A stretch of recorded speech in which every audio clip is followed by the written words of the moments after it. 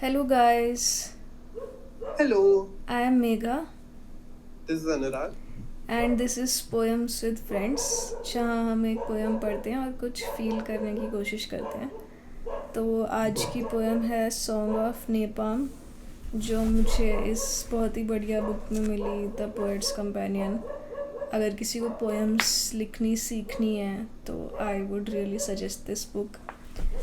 तो ये एक पोएम है जो कि कुछ ज़्यादा ही सैड है, बट मतलब मुझे बहुत अच्छी लगी क्योंकि it made me feel something. And at the end of the day तो हमारी ज़िंदगी का वही मकसद है, कुछ फील करना, चाहे सैड ही क्यों ना हो. तो Anurag, you want to read it? Hmm.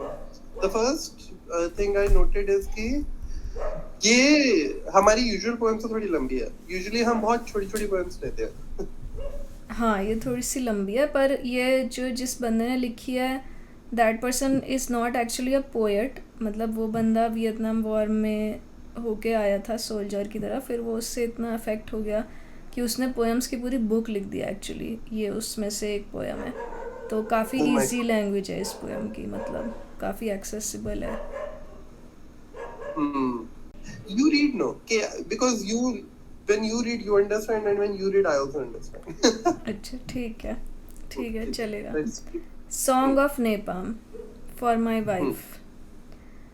After the storm, after the rain stopped pounding, we stood in the doorway watching horses walk off lazily across the pasture's hill. We stared through the black screen, our vision altered by the distance.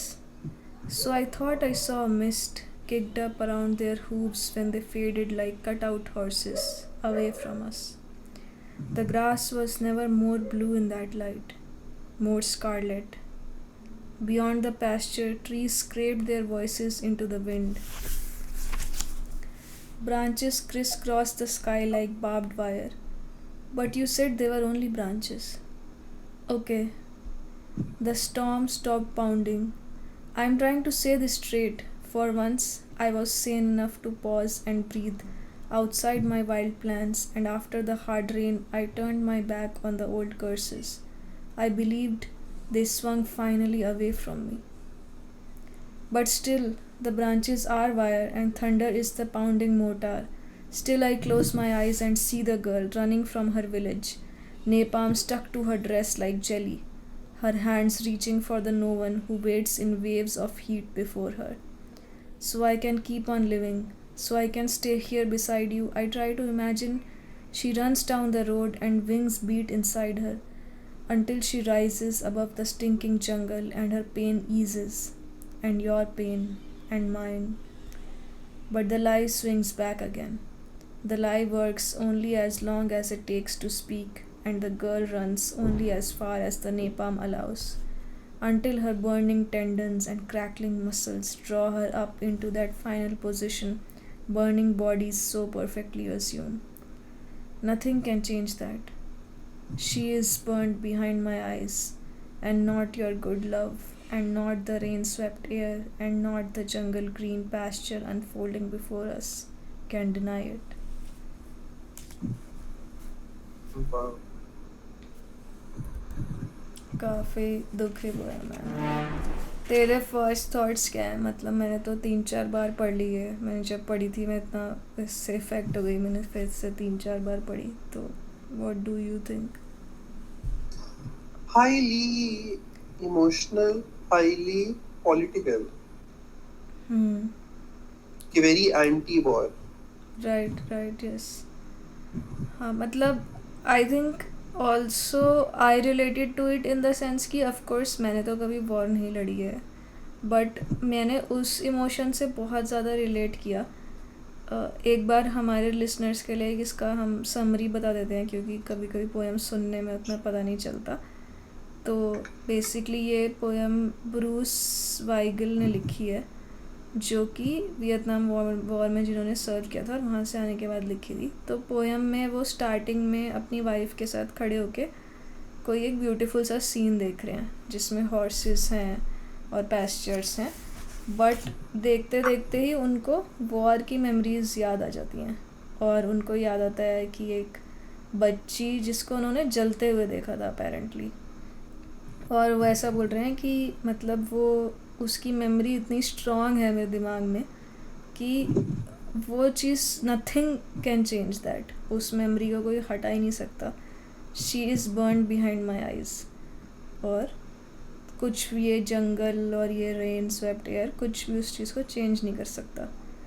तो I think मैंने उस emotion से बहुत ज़्यादा relate कर लिया कि एक होता है ना, मैं भी बहुत दुखी इंसान हूँ, मतलब कुछ ट्रॉमेटिक होता है तो मेरे साथ भी मतलब वो मेमोरी मेरे साथ इतने ज़्यादा टाइम तक रहती है कि I am unable to enjoy beauty in front of me. मतलब मान लो मेरे सामने अभी बहुत ब्यूटीफुल माउंटेन्स हैं और रिवर्स हैं, बट वो इमोशन की जो हुआ था, जो मैंने देखा, नथिंग कैन चेंज दैट। मतलब वो मेरी मेमोरी में इतना हार्ड एज्ड है, वैसा फीलिंग से मैंने बहुत रिलेट किया। यू आर सेइंग कि I understand what you are conveying here. Like, I'm not saying that war is the thing I related to. You related to the abstract idea उसके भी ऊपर कि तुमने इतना horror और pain देख लिया कि it lived with you always. Yes हाँ, उसके बाद तुम एक ब्यूटीफुल फ्लावर या कुछ भी तुम देखते हो, तुम्हारे एक सब कुछ कलर्ड है, मतलब पूरे तुम्हारी दुनिया कलर हो गई है उस ब्लड से या उस ग्रे डार्कनेस से, कि अब तुम उससे बाहर आके किसी चीज़ को एंजॉय नहीं कर सकते जो कि बहुत सुंदर है।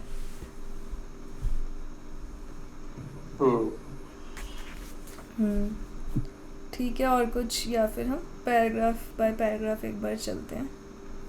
How did you know कि ये वो अपनी बीवी के साथ खड़ा है? ओह सॉरी, जो मैं बुक पढ़ रही हूँ उसमें उसने स्टार्टिंग में इटैलिक्स में लिख रखा है फॉर माई वाइफ, तो मुझे वहीं से आया।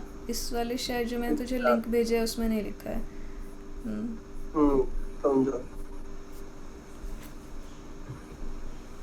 ठीक है, तो फिर पैराग्राफ बाय पैराग्राफ चलते हैं। स्टार्टिंग वाला पैराग्राफ पढ़ना, just what you said they were only branches तक। What you said? Okay. After the storm, after the rain stopped pounding, we stood in the doorway, watching horses walk off lazily across the pasture's hill. We stared through the black screen, our vision altered by distance. So I thought I saw a mist kicked up around their hooves when they faded, like cut-out horses away from us. The grass was never more blue in that light. The grass was never more blue in that light, more scarlet. Beyond the pasture, trees scraped their voices into the wind. Branches crisscrossed the sky like barbed wire, but you said they were only branches. I understood most of this, but I didn't understand these far apart. Somewhere, the grass was never more blue in that light, more scarlet. मतलब as an understanding वाले sense में तो मुझे भी थोड़ा weird लगा, but I think as a term of visuals के sense में मुझे बढ़िया लगा कि जो उसने विजुअल पेंट किया कि मिस्ट है, हॉर्सेस हैं, मतलब बहुत एक हॉन्टिंग और ब्यूटीफुल विजुअल है। तो उस विजुअल में I can imagine the grass, वो ब्लू सी भी लग रही है, मिस्टी सी एक ग्रास है जो हल्की हल्की ब्लू भी लगती है पर हल्की हल्की रेड भी लगती है। ऐसे माउंटेन्स में कभी देखो तो ऐसा लगता है ना, मैजिकल सी मिस्टी सी लाइट आ रही है, मे बी सनलाइट की वजह से वो थोड़ी सी क्रिम्सन है, स्कारलेट है, और ठंड की वजह से थोड़ी सी ब्लू है, दोनों ही कलर्स हैं मतलब। बट हाँ, coming back to, I love the fact कि जो उसने ब्यूटी वाला सीन भी पेंट किया है, उस ब्यूटी में भी एक हॉन्टिंग सी क्वालिटी है जो उसने बनाई है कि आई कैन ऑलमोस्ट, मतलब आई कैन इमेजिन इवनिंग। मुझे जब ये सीन इमेजिन होता है मुझे एकदम एक इवनिंग सी इमेजिन होती है, और बहुत ही क्वाइट सी साइलेंट सी इवनिंग, और पहाड़ है, मतलब ऑलमोस्ट डर सा लगने लगता है, और फिर हॉर्सेस जा रहे हैं और मिस्ट है, ब्लू ग्रीन सी ग्रास है। आई थिंक ये जैसे वो बोलता है trees scraped their voices into the wind, इससे एक हॉन्टिंग सी क्वालिटी आती है। तो उसने ब्यूटी भी जब डिस्क्राइब करी है उसमें भी एक हॉन्टिंग क्वालिटी है जो मुझे बहुत बढ़िया लगा, मतलब which ties back into the rest of the poem. And also that premonition कि हाँ. paragraph में there is no war related talk, but he's saying कि he does not see the world as it is. कि he Right. has already कि मतलब when he paints a picture कि the horses are walking off lazily across the pasture hill, now he is thinking of it as a मतलब what I saw is that he is thinking कि it's like a drama going on in front of him. कि there is a stage like because he's separating himself from the scene by saying Right. कि he is the reality. कि we strayed through the black screen. Now Right. it feels like the other part, even though is reality, is also not reality. Right. And now he is setting the stage for the next things. I actually really like it. कि like cut out horses away from us. That Which is a is so. very good point. I'll not look at the horses and be like कि they are cut out horses. Now, but now it feels like वो कठपुतली वाला सी Right. vibe आती है एकदम. Right. Actually ये बहुत ही अच्छा पॉइंट है. मतलब इससे एक डीपर मीनिंग वही रियलाइज़ होता है कि आई थिंक फॉर हिम जो उसने वॉर में देखा, जैसे उसने जलती हुई लड़की देखी, तो उसके लिए the only way to live with himself is to imagine कि he is separate from that reality, कि वो एक पिक्चर की तरह चल रहा है और वो रियलिटी नहीं है, या वो रियलिटी और वो जो जिस दुनिया में रह रहे हैं वो दुनिया अलग है. The only way for him to remain sane, वरना कोई जलते हुए आदमी को देख ले और तुम्हें पता है तुम भी कहीं ना कहीं उसके पार्ट हो, तो तुम how will you live with your self. तो आई थिंक जब उसने ये फ़िलासफ़ी अपने माइंड में डाली कि उसने अपने आप को रियलिटी से डिटैच कर लिया, तो ब्यूटी से भी डिटैच कर लिया, क्योंकि बाकी वर्ल्ड से भी डिटैच कर लिया. अब जलती हुई लड़की से उसने खुद को डिटैच कर लिया है, तो उसने ब्यूटीफुल माउंटेन्स और हॉर्सेस से भी खुद को डिटैच कर लिया, वैसा कि वो भी अब उसको रियल नहीं लगते. मतलब वही जो तूने बोला कि वो रियलिटी अलग है और वो अलग है, वैसा हो गया उसके लिए, विच इज़ सो सैड. मतलब फॉर हिम कि उसने अपने आप की सैनिटी के लिए अपने आप को डिटैच किया, पर अब वो सुंदर चीज़ों से भी डिटैच्ड है. नॉर्मली जब कोई इंसान सुंदर सीन डिस्क्राइब करता है तो वो अपने आप को उसमें रख के डिस्क्राइब करता है ना, कि हॉर्सेस, और जैसे मेरे चेहरे पे हवा लग रही थी, हॉर्सेस भाग रहे थे और सब इतना बढ़िया था, ऐसे डिस्क्राइब करता है. यू आर राइट कि उसने ऐसे डिस्क्राइब किया है कि वो एक स्टेज है, उस पर कुछ ड्रामा चल रहा है और वो शायद रियल भी नहीं है. तो आई थिंक वो फिलोसफी वो वॉर से ही लेके आ रहा होगा कि the only way to see the world is to see it as not real. One last point before we move on to the next paragraph. I think the other thing that he sets up in this first paragraph is number one, this alternate reality. And the other thing is he is not going for universality. Like a lot of poets say कि ऐसा दुनिया में हो रहा है कि तुम्हारे साथ भी हो रहा है, हमारे साथ भी हो रहा है. But he very specifically puts two people in the audience and says कि मेरे को ये एक alternate reality की तरह feel हो रहा है, but you can see it. You are like ये तो बस branches ही हैं. Right. So like for you this is happening only to me. He very specifically sets this. Right. हाँ, उसको right, true, उसमें यूनिवर्सैलिटी नहीं है और वो मतलब उसे समझ आ रहा है कि उसको ये सब दिख रहा है. You said they were only branches, और फिर वो बोलता है ओके, मतलब ठीक है, पर मतलब उसको पता है उस सिर्फ उसी के साथ ही हो रहा है, but still he is not able to come out of it. काफ़ी सही लिखा है यार इसने. मतलब फर्स्ट पैराग्राफ ही इतना बढ़िया है, to imagine that he was not actually a poet. This is amazing. In fact मैं जब पढ़ते हुए ये सोच रही थी कि there is so much I can learn from him, in the sense कि उसने एग्जैक्ट वो वर्ड्स यूज़ करे हैं जिससे तुम्हारे अंदर एक इमेज बन जाए. जैसे उसने बोला I thought I saw a mist और kicked up around their hooves, उसने एक छोटी सी इमेज बनाई मिस्ट और हूव्स की. और फिर उसने grass was never more blue more scarlet. मतलब उसने एग्जैक्ट वही 3-4 फ्रेज 3-4 वर्ड यूज़ करे जिससे वो पूरी इमेज बन जाए हमारे सामने. मतलब बहुत ही कमेंडेबल है. ठीक है, नेक्स्ट पैराग्राफ मैं पढ़ती हूँ. But you said they were only branches. Okay. The storms stop pounding. I am trying to say this straight. For once I was sane enough to pause and breathe outside my wild plans, and after the hard rain, I turned my back on the old curses. I believed they swung finally away from me.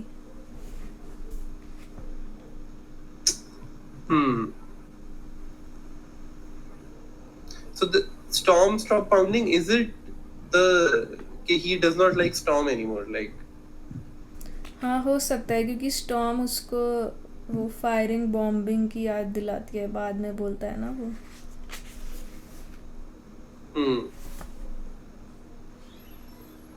he's saying कि after the storm, even though these things were going on, he could. I'm trying to understand. मतलब मुझे इस paragraph से तो बस यही लगा कि जैसे उसकी बीवी मतलब स्टार्टिंग वाले सीन जो उसने पेंट किया, उसने एक हॉन्टिंग सीन पेंट किया, ब्यूटीफुल था बट स्टिल वो उसमें डिटैच था, बट उसमें वो स्टिल एक ब्यूटी देख पा रहा था थोड़े डिटैचनेस से भी. फिर मुझे लगता है ब्यूटी देखते देखते उसे एकदम से विजन आया एक कि क्रिस crossed the sky like barbed wire. जब उसने बोला तो उसे एक विजन सा आया फिर से बार्ब्ड वायर का, पर उसकी बीवी उसे वापस ले आई कि but you said they were only branches. फिर इस सेकेंड पैराग्राफ में उसने बोला okay I am trying to say this straight, for once I was sane enough to pause and breathe. मतलब वो ऐसा कह रहा है कि हाँ उस एक मोमेंट के लिए शायद मैं उस ब्यूटी वाले मोमेंट में था. I turn my back on the old curses, I believe this swung finally away from me. मतलब मुझे ऐसा लगा कि जो मेरे ओल्ड कर्सेस थे, वही जो मेरी ट्रॉमेटिक मेमोरीज थी, वो फाइनली मुझसे दूर हो गई. एक मोमेंट के लिए मुझे ऐसा लगा सच में, बट उसके बाद वो फिर वापस आ जाता है. बट नेक्स्ट पैराग्राफ में but still the branches are wire and thunder is the pounding mortar. तो वो थोड़ी देर के लिए एक मोमेंट के लिए उसको लगता है, पर फिर उसको वही विजन्स आने लगते हैं. You want to read this paragraph again? The but still the wire. But still the branches are next paragraph पे चलते हैं. I turned my back on the old curses. I believe this one finally away from me. But still the branches are wire, and thunder is the pounding mortar. Still I close my eyes and see the girl running from her village, napalm stuck to her dress like jelly, her hands reaching for the no one who waits in waves of heat before her. वाह यार क्या लिखा है इसने. नापाम होता क्या वैसे? अरे तो मैंने इस पे थोड़ी सी रिसर्च करी थी, क्योंकि मैं 3-4 बार पढ़ के बहुत ही इम्प्रेस हो गई थी इस पोएम से. तो वियतनाम वॉर में ये लोग यूएस वालों ने वॉर में नेपाम करके एक वेपनरी प्रोवाइड करी थी. वे बेसिकली एक जेली टाइप का फ्लूइड होता है जो इनफ्लेमेबल होता है. तो ये लोग नेपाम बॉम्ब्स डाल देते थे, और उन बॉम्ब्स से मतलब वो napalm jelly type liquid type सब जगह फैल जाता था, और वो बहुत ही एक्सप्लोसिव होता था, और वो बहुत इनफ्लेमेबल होता था. तो आग लग जाती थी उससे, हर जगह लोगों में आग लग जाती थी और लोग जल जाते थे पूरे पूरे.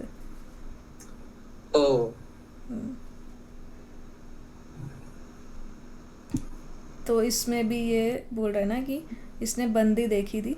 Still the branches are wire, इसको वही दिख रही है, वायर ही दिख रही है. Thunder is the pounding motor. Still I close my eyes and see the girl running from her village. उसकी स्ट्रेस पे नेपाम स्टक है. ये लाइन एक्चुअली मुझे बहुत बढ़िया लगी, जो मुझे दूसरी तीसरी बार पढ़ने पे रियलाइज़ हुई. Her hands reaching for the no one who waits in waves of heat before her. इससे मतलब इस लाइन से एकदम ऐसी इमेज बनती है कि बच्ची जल रही है और बच्ची भाग रही है जलते जलते, बट भागते भागते उसके हाथ आगे की तरफ हैं, जैसे बच्चा हाथ करता है ना कि कोई उसे पकड़ ले, वैसे हैं उसके हाथ, पर वहाँ पे कोई नहीं है उसको पकड़ने के लिए. Her hands reaching for the no one who waits in waves of heat before her. कि वो भी जल के मर चुके हैं, मतलब कोई है ही नहीं, वो भी या तो जल के मर चुके हैं या मतलब कहाँ है पता नहीं, पर वो बच्ची भाग रही है और उस बच्ची के अंदर से वो जो एक एक्शन आ रहा है कि बच्चे के अंदर से जो एक्शन आता है ना कि कोई पेरेंट उसको पकड़ ले या कोई पकड़ ले, एक्शन वही आ रहा है उसके अंदर से. वो भागते भागते उसने अपने हाथ आगे कट रखे हैं कि कोई उसको शायद पकड़ लेगा, कि आग से भाग जाएगी वो और कोई उसे पकड़ लेगा, ऐसा है उसका लग रहा. यार हमने इस पैराग्राफ को बहुत अच्छे से पढ़ लिया, अब मैं इसको पूरा विजुअलाइज कर पा रहा हूँ. दिस इज एक्सट्रीमली सैड है ना.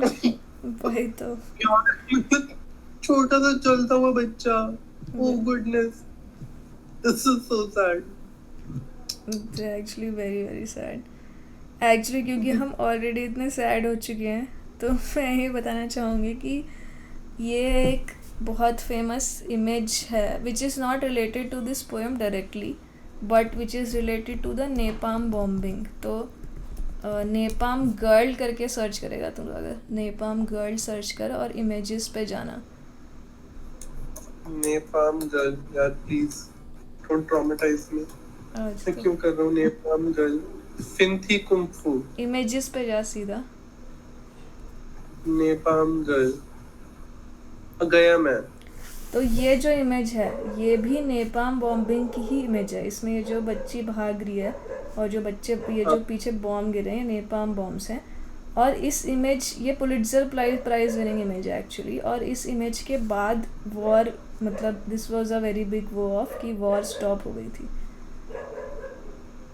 इस फोटो के बाद हाँ, ये पुलिट्जर प्राइज भी मिला था इस फोटो को. और इस फोटो को मतलब कंट्रोवर्सी भी हुई थी कि पब्लिश करें ना करें क्योंकि इसमें न्यूडिटी है.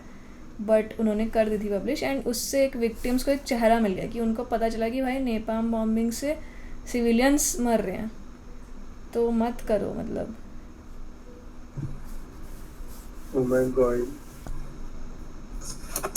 my god, but she survived I think. या नहीं, वो मर गई.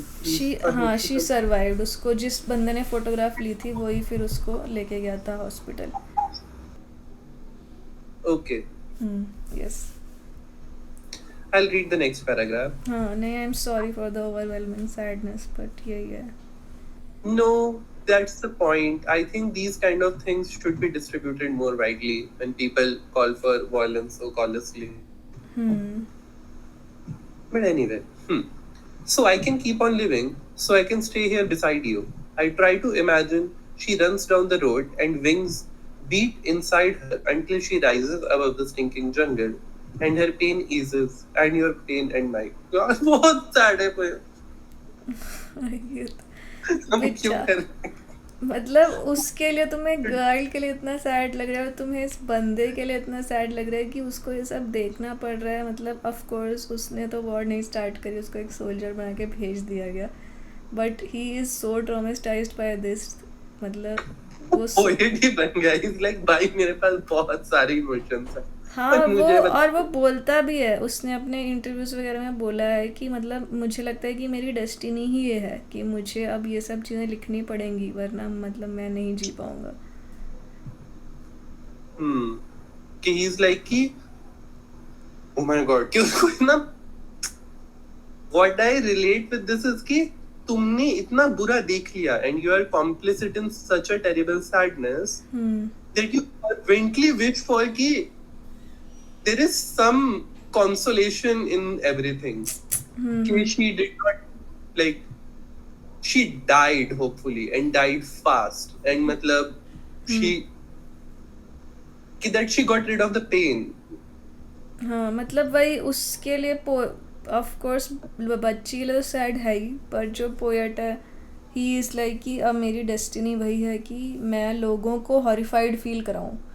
मतलब कि जितना उस लिटरली वो यही बोलता है कि मैं अपनी इतना पावरफुली राइट करूं कि लोग हॉरिफाइड फील करें पढ़ के. करा दिया मुझे तो उसने हॉरिफाइड फील. तो ये जो पैराग्राफ है, so basically he sees the girl catching on fire and then in the next paragraph वो अपने मन से ही एक होप इमेजिन कर लेता है क्योंकि इतनी होपलेसनेस है. इज़ लाइक कि मैं इस होपलेसनेस के तले क्रश होके मर ही जाऊँगा. तो वो बोलता है so I can keep on living, so I can stay here beside you. अपनी बीवी के बिसाइड में रह पाऊँ, मैं जी पाऊँ. I try to imagine she runs down the road and wings beat inside her. तो वो इमेजिन करता है कि जो बच्ची जल रही है वो रन करते करते उसके अंदर से विंग्स उगाते हैं until she rises above the stinking jungle and her pain eases and your pain and mine. तो या तो मतलब विंग्स कैन सिग्निफाई मरना, but may be he is also like कि विंग्स ओके वो उड़ जाती है वो इस सब स्टिंकिंग जंगल से यहाँ से. मैं ऐसा इमेजिन करता हूँ कि उसे मुक्ति मिल गई, मतलब उसकी लाइफ शायद और ख़राब होती, which is the only way to live with yourself. कि मुक्ति is the thing that I also understand, which is such a common concept, right? कि मुक्ता के when someone dies, we say कि हाँ they are no longer suffering and there is an angelic quality that this person wants to imagine. ठीक है, last paragraph पढ़ते हैं. But the lie swings back again. The lie works only as long as it takes to speak, and the girl runs only as far as the napalm allows, until her burning tendons and crackling muscles draw her up into that final position burning bodies so perfectly assume. Nothing can change that.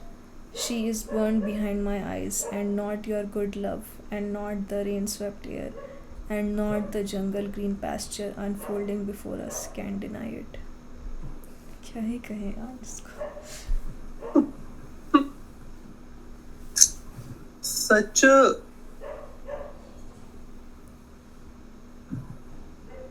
I think what I get from this poem is the overwhelming guilt.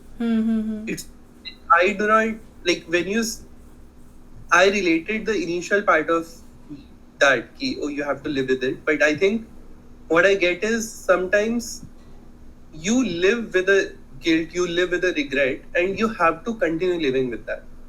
Okay, you have to find your coping mechanisms because the reality will not change it. Like you were complicit in something. Right right. और मतलब वही वो आपको छोड़ ही नहीं, मतलब और इतना स्ट्रॉन्ग गिल्ट है, मतलब nothing can change that. Nothing के बाद जैसे वो लाइन ब्रेक भी लेता है. एक्चुअली मैंने उसकी एक वीडियो भी देखी in which he reads the poem himself, तो उसमें वो ऐसे बोलता है कि nothing can change that.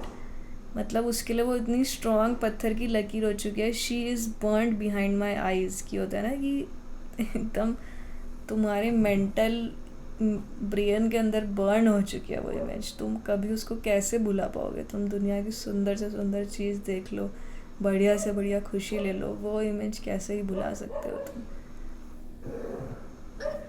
And what I really like is कि he is showing what unfolds inside you.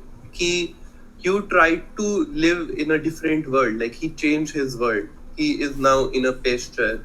See, like living in a beautiful scenery, कि maybe that will help. But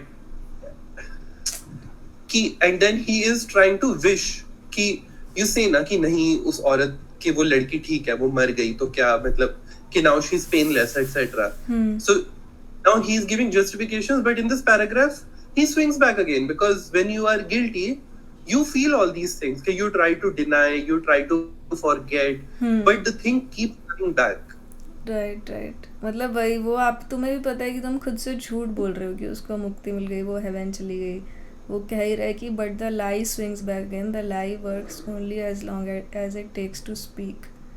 वो मतलब उतना तुमने क्लियरली कोई चीज़ देख ली है कि इतनी क्लियरली कोई चीज़ देख ली कि तुम अब अपने माइंड को फूल भी नहीं कर सकते हो कि क्योंकि उसने इतनी क्लोजली उस चीज़ को देखा. हो सकता है हम टीवी पे बैठ के वॉर के बारे में सुनते हैं या हम ग्लोबल वार्मिंग के बारे में सुनते हैं, तो हमारे पास एक डिस्टेंस है, तो हम अपने आप को झूठ बोल सकते हैं कि है ना कि मेरे 10 पैकेट प्लास्टिक की बॉटल ख़रीदने से कुछ नहीं हो रहा है, या मेरा किसी को वोट करने से कुछ नहीं हो रहा है. मैं अपने आप को झूठ बोल सकती हूँ. पर जिस इंसान ने एकदम क्लोजली कोई चीज़ देख ली वो अपने आप को झूठ भी नहीं बोल सकता. That is the saddest part. But यार मतलब जो उसने वो बोला था ना कि my destiny is to write so powerfully that other people are horrified by reading it. मुझे लगा कि यार मुझे लगा कि वो बेचारा इंसान, ऑफकोर्स वॉर में जिन लोगों के साथ बुरा हो रहा है वो तो हो ही रहा है, बट एक वही जो गिल्ट, जो ऐसा इंसान है जिसको एक्चुअली इमोशंस फील होते हैं, एम्पैथी फील होती है, ऐसे इंसान को तुमने सोल्जर बना के वॉर में भेज दिया. वो उसकी भी तो ज़िंदगी ख़त्म हो गई. मतलब he is like a living zombie now. क्या ही करे, what will he do with himself. Exactly.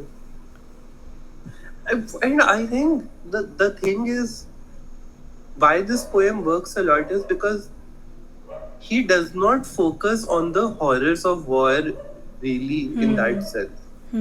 He, the girl is a victim, but how I related is because I am seeing the girl through his guilt-ridden conscience. Right, that is very true. That makes this poem work. If he would have told in gruesome details like but this is not an poem. This is like this is different. हाँ, and वही इसमें कुछ एक generality भी नहीं है, ऐसा भी नहीं है कि वो वॉर की पॉलिटिक्स में जाता है या वो ये बोलता है कि वहाँ पे बम फट रहे हैं, यहाँ ये हो रहा है, 30,000 डेथ्स हो गई, नंबर्स हो गए, वो सब नहीं बोल रहा, वो बहुत ही एक पर्टिकुलर इंसिडेंट बोल रहा है जो उसको आके हॉन्ट करता है बेसिकली। वो कोई बहुत बड़ी वॉर की समरी भी नहीं दे रहा है, वो बोल रहा है कि यार मैं अपनी वाइफ के साथ घोड़ों को देख रहा था और मुझे घोड़े को देखते देखते भी उस बच्ची की जली हुई तस्वीर मेरे सामने आती रहती है। तो इतना ज़्यादा पर्सनलाइज्ड और एक पर्टिकुलर मोमेंट उसने इतनी बढ़िया तरीके से डिस्क्राइब किया है कि I have memories of this now, मतलब वो जो उसकी मेमोरी देखकर मेरे अंदर आ गई है। This is a shared memory. I think which is great, I think which is what he is trying to do with his writing, कि मतलब वो लोगों को इतना हॉरिफाइड फील कराए कि लोगों को वो मतलब ये इमोशन मेरे साथ रहेगा। बट वही बहुत उसने एक ही, जो हमने ये पहले भी डिस्कस किया है, the poetry which is like very specific works really well, like this is very very specific, कि मैं घोड़ों को देख रहा था, मुझे फिर ऐसा फील होने लगा, ऐसा फील होने लगा, फिर मुझे लड़की की फ़ोटो आई, फिर मुझे गिल्टी लगने लगा, फिर मैं खुद को समझा रहा हूँ कि नहीं नहीं वो तो हेवन चली गई होगी, पर मेरा झूठ तो झूठ ही है, नथिंग कैन चेंज इट। अपने साथ ही जो इंटरनल डायलॉग उसके मन में चल रहा है बेचारे के, जैसे वो घोड़ों को देख रहे हैं, वो सब देखते देखते ही, दैट इज़ जस्ट सो, मतलब इट्स मतलब गट रेंचिंग। Gut wrenching indeed, कि सही में. And I really correct. What you also said is correct कि लड़की छोड़ो, इसकी जिंदगी भी बर्बाद हो गई. हाँ ऐसे Everyone is a victim now. जो जी रहे हैं, जो मर रहे हैं. एंड इसमें भी ये बोलता ही है ना कि जैसे सेकंड लास्ट पैराग्राफ में बोलता है, above the striking jungle beat until she rises above the stinking jungle and her pain eases and your pain and mine, मतलब उसे पता है कि उसको भी पेन है और उसकी बीवी को भी तो ना पेन है ना, बीवी भी तो एक लिविंग ज़ॉम्बी के साथ रह रही है ना, तो सब एक पेन में चले गए. हाँ, मैं उस पे फोकस करना ही भूल गया, बट हाँ कि her pain and your pain and mine, कि now this is, ये पेन ट्रांसफर होता जा रहा है.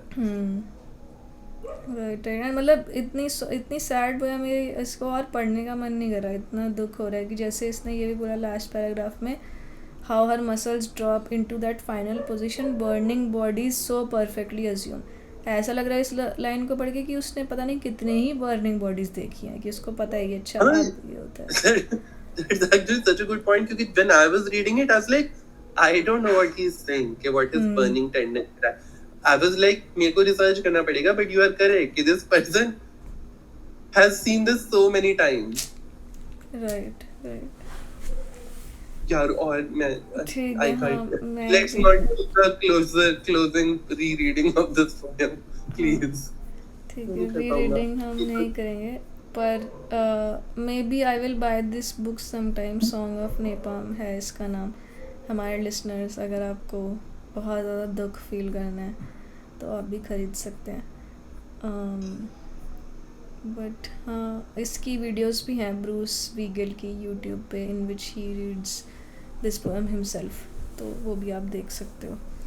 But actually Song of Napalm का अगर मैं डिस्क्रिप्शन पढ़ूँ बुक का, तो इसमें लिखा है song of napalm is more than a collection of beautifully wrought, heart wrenching and often very funny poems. मैंने कहा ये फनी पोएम्स कहाँ है इसके अंदर होंगी, मतलब I am now interested to see कि फनी पोएम्स क्या कहाँ है. फनी ये तो अलग ही मजाक हो गया, तो जिंदगी से या ऐसे ये पोएम पढ़ा के कोई ऐसे कैसे बोल सकता है कि ये वो और दूसरी कोई फनी पोएम्स होंगी उसमें, but I don't know how he will make it funny. ठीक है, anyways, very depressing episode guys. I want to, let's do this कि अगली हम अपने पॉडकास्ट में let's read the another poem of this book, funny maybe, पता नहीं, मतलब after reading this poem I want closure. कुछ टाइप का you want to feel like कि इस इंसान की जिंदगी में कुछ अच्छा भी हो रहा है, ऐसा कुछ और चाहिए मुझे. This is not, I can't end my नहीं, you are right. I think हमें पढ़नी चाहिए। Of course he is a very talented poet also, clearly. मैं ढूंढ के लाऊंगी इसकी कोई और पोएम, वो पढ़ेंगे। ठीक है। Hmm. और बताना हमें guys, what kind of emotions do you feel when you read poems, and we will try to do something else next time. But this was really good and I hope this was informative for you also. मुझे भी ये सब napalm bombing और ये सब के बारे में तो मुझे बिल्कुल ही नहीं पता था। तो ठीक है, बहुत And I सैड था। want to thank you, Mital, कि I would not have. I am anti-war. I am all these things, but यही पढ़ के you realize कि these seem like